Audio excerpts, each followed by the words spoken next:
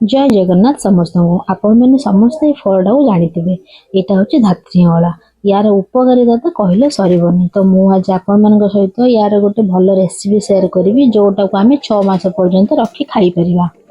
अँला को प्रथम आम लुण पानी रे भलसे धोई नवा। लुण पानी रे धोइले जेकोसी परिबा हो फल हो यार जी पोक जुक मड़ी धूली लगी थाए सब भलसे बाहरी जाए। देखिए केतिकी मड़ी पानी बाहर देखिले तो एबे यहाँ को आम सिझेवा को गोटे स्टीमर रखीदबा। एक्चुअली मु आज यार गोटे आचार बनैबी। अँलार जेहेतु बहुत प्रकार विटामिन अच्छी समस्त जानते। प्रथमे तो समस्त जानते विटामिन सी टा प्रचुर मात्रा अच्छी डाइजेशन पावर बढ़ाई थाए। आम आखि चुटी एवं स्किन पाई भी बहुत भल। आउ एटा विंटर टिके बेसी भल भाव में मिले आ बहुत कम रेट मिले। तो मु आज भाविले यार आचार बनैबी जोटा को आम 6 मास पर्यंत स्टोर कर रखी पारिबु एवं सबुथिरे खाई पारिबु। कौन पाइना अँला को तो आम कंचा सबुदिन खाई पारिबु नाही आ एटा कंचा खाइले टिके भल लागे नाही। तो याको आचार कर रखिले आम मुढ़ी भात पखाल रुटी जेकोसी थिरे आराम से खाईदेबु। याको सिझे सारला परे यार फाकुरा सब एमिति गोटा गोटा है बाहरी जीव।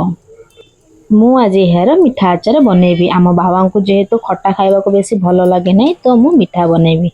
आचार पाई आमको ये गुड़ पंचफुटन दरकार जोटा समस्त घरे सहज मिल जाव। यापर गोटे कढ़ई रे टिके सोरिष तेल नबा। तेलटी भल से गरम हो गले से फुटणटी देदेबा। फुटण फुटीगला छड़ाई रखिथ अँला को से आम टिके समय भाजी नवा। यापर हेंगु गुंड हो कि पानी हो जोटा आपण पाखे थी आप देते। कौन पाइना हेंगु देले आचारटी भल रहे आउ शीघ्र खराब हुए ना। यापर हलदी गुंड लुण और लंका गुंड दे टिके भाजी नवा। टिके समय भाजी सारा पर आम ए रखिथिबा गुड़ को दबा। प्रथम या आम 5 मिनिट पर्यंत हाई फ्लेम रखा तापर आपको मीडियम टू लो फ्लेम रे रखी फुटवा को छाड़देवा। भल से फुटीगला एथे गोटे गुंड दबा। ये गुंडटी आम माँ को हाथ तैयारी आचार गुंड। ए जीरा पानमधुरी जुआणी सोरिष मेथी को भाजी से गुंड कर आचार एवं जेकोसी खटार पकड़े टेस्ट भल लगे। देखो अँलार कलर पूरा चेंज हो जाए।